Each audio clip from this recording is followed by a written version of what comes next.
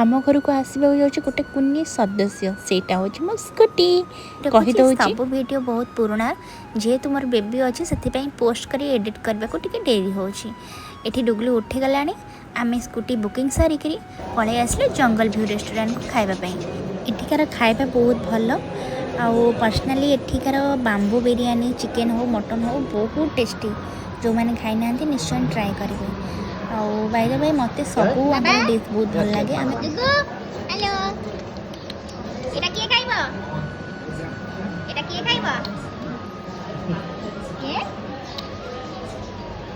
आज ऑर्डर करते मो पर्सनाली बाम्बू बिरयानी से आसीगला हजबैंड मगेले नान तो